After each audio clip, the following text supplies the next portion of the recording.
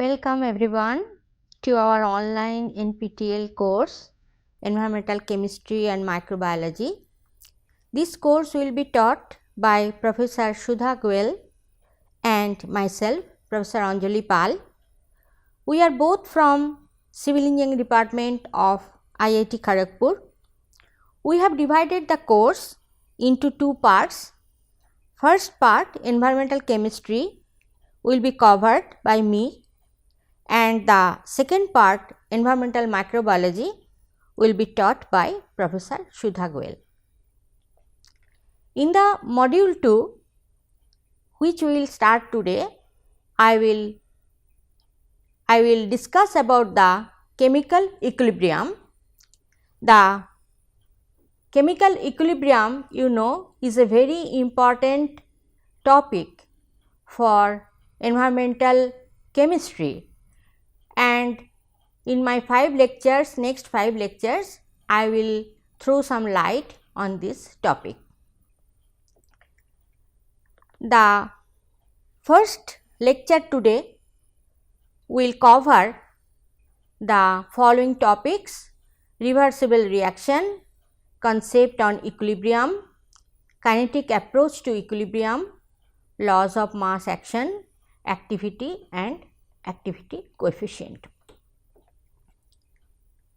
We all know that when we want to know how much product is formed or from how much reactants, we always use the balanced equation for a certain reaction.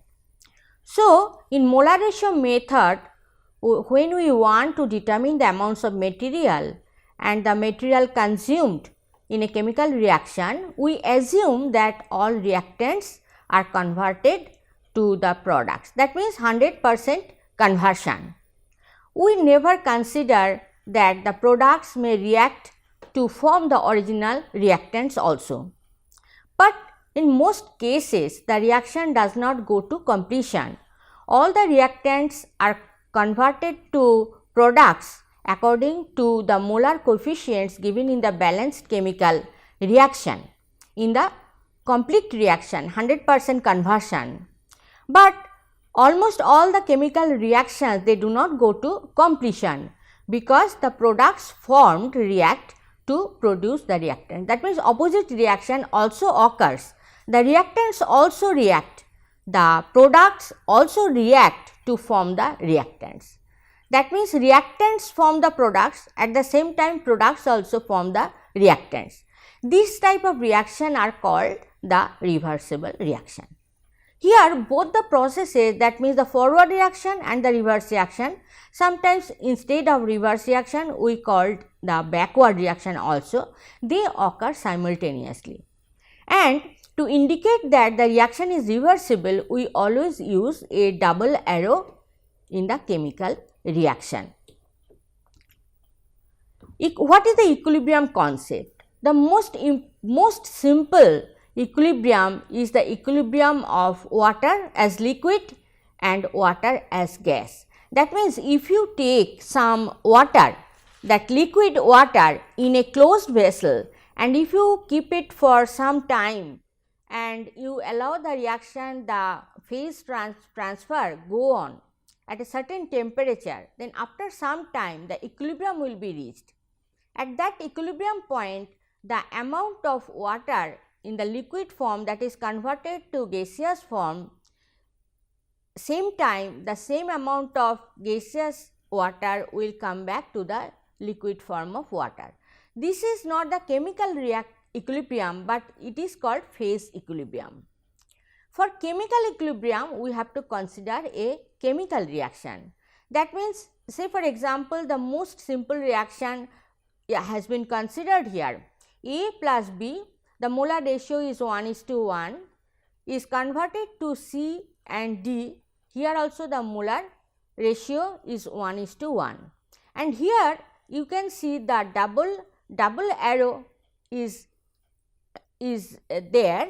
That means the double arrow, it is indicating that both the forward reaction, that is the reaction of A and B to form C and D, and the reverse reaction, that is the reaction of C and D to form A and B may occur.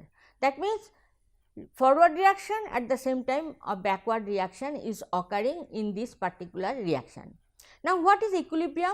In this case, here it is phase equilibrium, but in this case we will call it chemical equilibrium. What is chemical equilibrium? When a reaction proceeds to a point where the combination of reactants to form the products is just balanced by the reverse reaction of products combining to form the reactants, then we can say that the reaction is attained the equilibrium. That means what? At equilibrium point, what will happen? A and B will react to form C and D. At the same time, same amount of A and B will be produced by C and D. That means we can say in a simple way, no more conversion takes place. This is the chemical equilibrium. Now, there we can have this type of equilibrium by considering the kinetic approach also. The attainment of state of equilibrium depends on the speed. Say for example, we start the reaction, A and B combines and reacts to form C and D.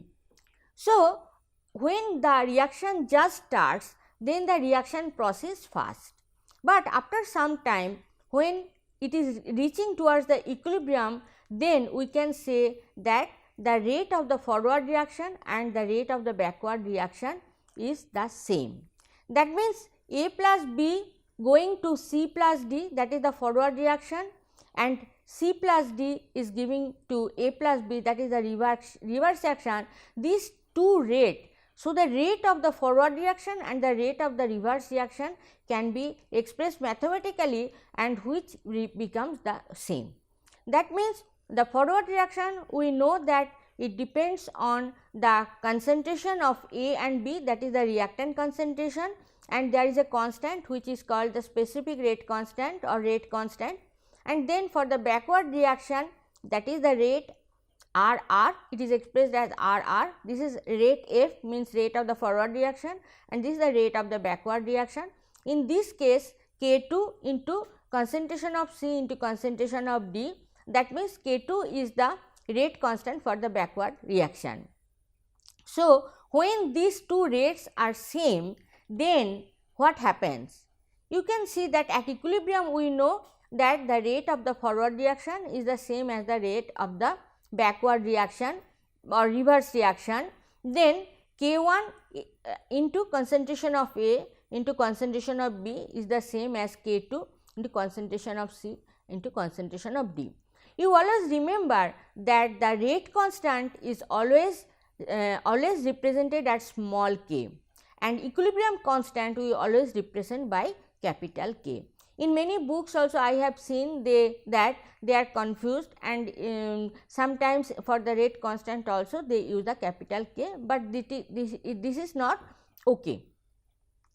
Now, you can see that collecting all variable terms in one side and all constant terms in the other side, that means this is the expression, then we can tell that K1 by K2, which is another constant which can be represented by Kc or K, that is nothing but concentration of C into concentration of D by concentration of A into concentration of B. Now, this K, capital K, is called the equilibrium constant. So, this is the most simple case. I have told that all the molar stoichiometric molar ratios are 1:1:1:1:1, but here there is, but almost all reactions are not like that. There may be some not the molar concentration may not be 1, but it may be 2, it may be 3, it may be 4, whatever. So, considering this type of reaction where it is not 1:1, but it is 2:1, say for example, 2A plus B is giving 2C plus D, then the K will be same way, K1 by K2 is nothing but C concentration of C square into concentration of D by concentration of A square into concentration of B. But in the general reaction where A, that means A is the molar concentration of A and B is the, it is the stoichiometry actually. So, if we represent in this way, then we can write that K is nothing but C to the power C into concentration of C to the power C, concentration of D to the power D by concentration of A to the power A into concentration of B to the power B, where A, B, C, D represent the stoichiometric number of particles of A, B, C and D. It is also called the law of chemical equilibrium or law of mass action, and it can be applied to many kinds of reactions as ionization reaction, precipitation reaction, dissociation type of reaction, complex ion formation. This is the basics of the chemical equilibrium. We will see many different applications of this type of expression. Now, in the equilibrium concept, some important points we have to understand when we go for the equilibrium expression.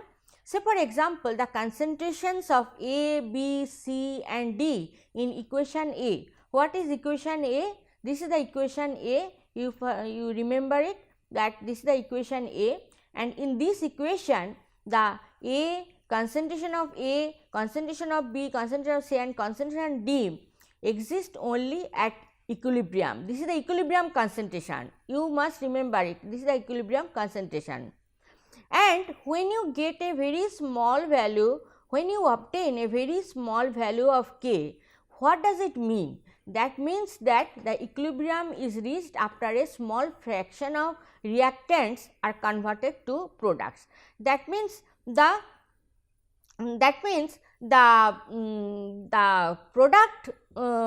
product obtained is less compared to the reactants that we are taking. And on the other hand, for a large value of Kc, it means that the large fraction of reactant molecules are converted to produce when the equilibrium is reached. That means which side the equilibrium is shifted, it will tell that whether it is going more towards the right hand side or it is going more towards the left hand side. That you can understand from the value of Kc.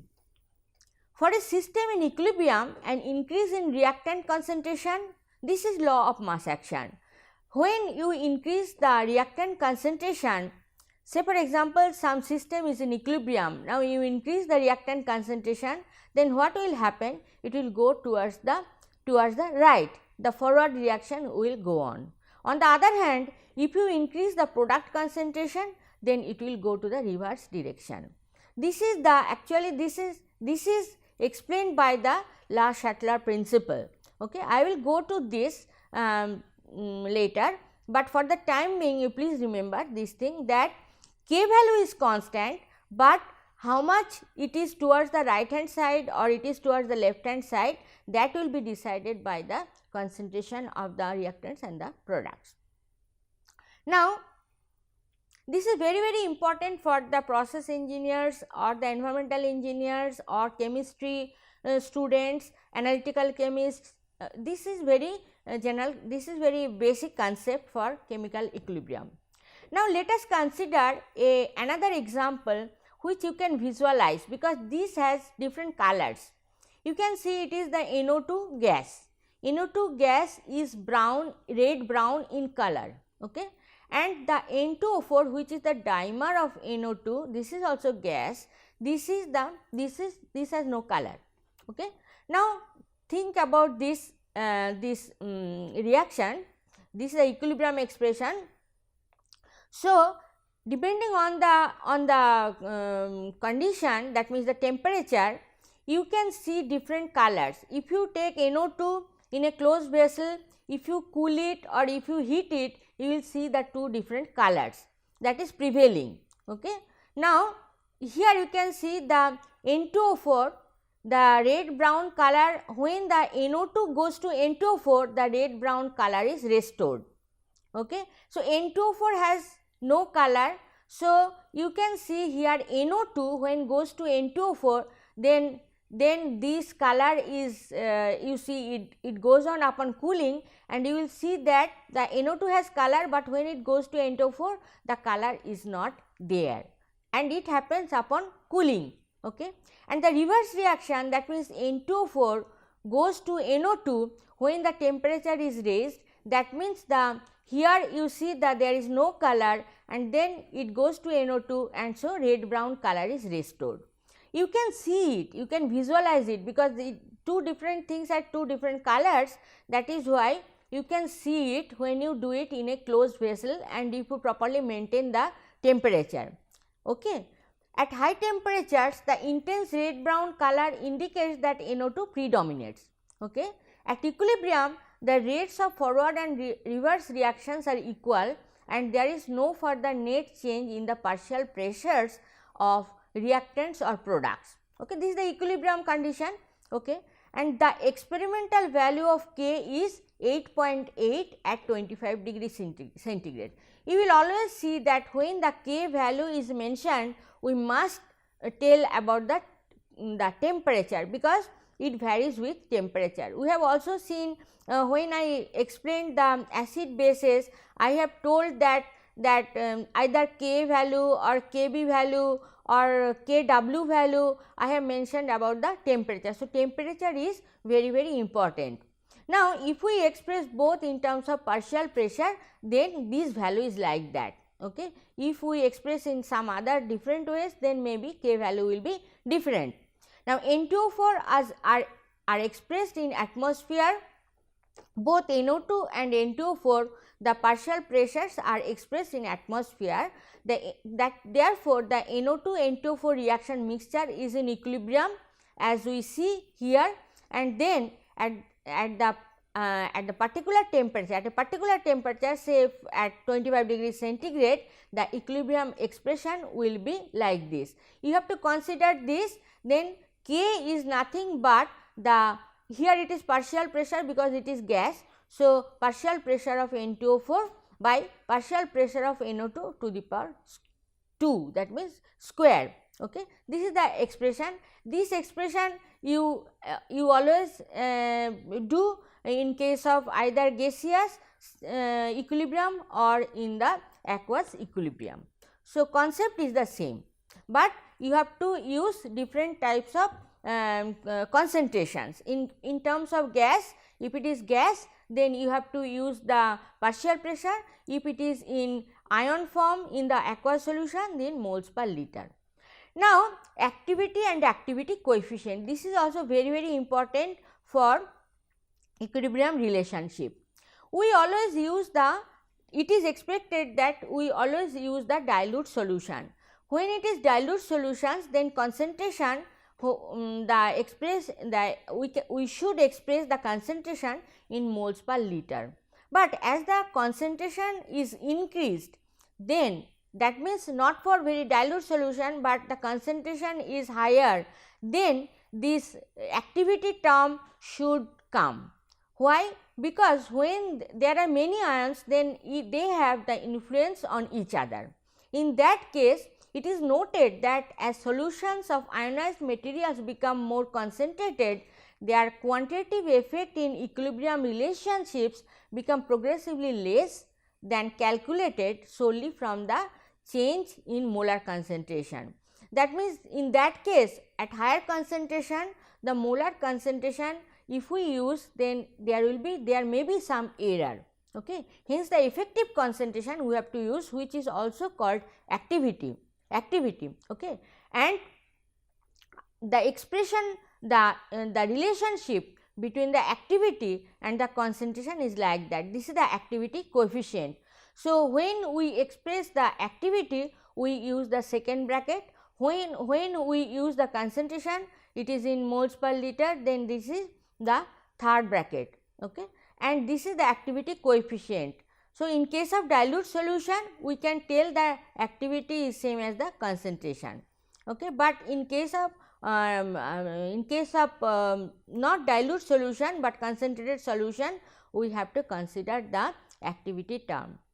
Although numerical calculations from equilibrium relationship may be erroneous in actual concentrations if actual concentrations are used in place of activities, but the error is not very great for dilute aqueous solution. In that case, we can consider that activity is same as the concentration, and we use mostly the dilute solution. So, there will be not much error. For practical purpose, the rough calculations obtained using molar concentrations are sufficient. That means, we do not have to bother that we have to use the activity term. Okay. Besides this, the activity coefficient, not only this, to determine the activity coefficient is not a very easy task. We cannot determine it with precision.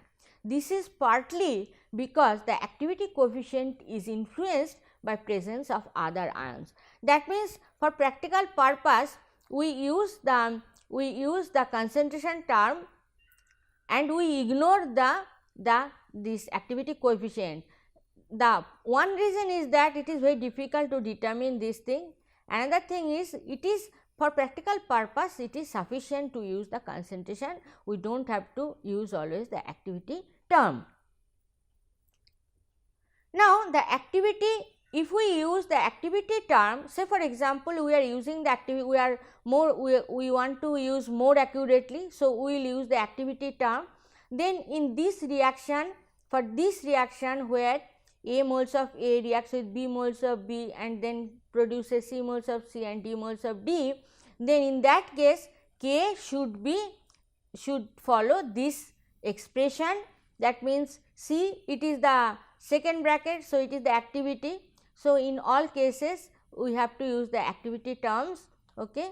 And then we all know that activity is nothing but activity coefficient into concentration, okay. And then for dilute solution, we can think that activity is the same as the concentration. That means, we can straightforward we can use this expression. But we have to know this, because it is very important to know this in case of concentrated solutions. In that case we must consider the activity and activity coefficient. Now, some rules to be followed. When you think about the equilibrium expression, then you have to follow some rules. What is the rules? In case of ions and molecules in dilute solution, concentration is expressed in moles per liter. So, it is the aqueous solution. So, there we have to use the concentration of ions in terms of moles per liter. Now, solvent in a dilute solution. The concentration is taken as unity. There is some solvent in a dilute solution. So, for this we have to take the concentration as unity. Now, when some pure solids or pure liquids in equilibrium with the solution, we will get some examples later, but here just I am writing the rules here. For pure solids or liquids which is in equilibrium, in case of say heterogeneous equilibrium where all are not in the same phase, then it is called heterogeneous equilibrium. In that case, pure solids or liquids in equilibrium with the solution, then the concentration is taken as unity. When there is a mixtures of liquids, then the concentration should be expressed in mole fraction, okay. And in case of gases, we have already seen that NO2 and N2O4, that equilibrium we have seen. In that case, say for example, we have used the partial pressure. So, in gas phase, when the reaction goes on, the concentration we have to use in terms of partial pressure in atmosphere. Okay. These are the rules that we have to follow when we develop some equilibrium expression, because otherwise everything will be wrong. Now, for this part we can use textbooks, any textbooks, physical chemistry textbooks or inorganic chemistry, some inorganic chemistry textbooks also this equilibrium concept is there. And I have given two references, but you can have this explanations in many books. You can consult these books or other books also. This is Sauer McCarthy. I have already given these two references in case of acids, bases and salts when in the module 1. I am giving the same reference here, and thank you for hearing this first lecture for this module 2, that is the lecture number 6. Thank you.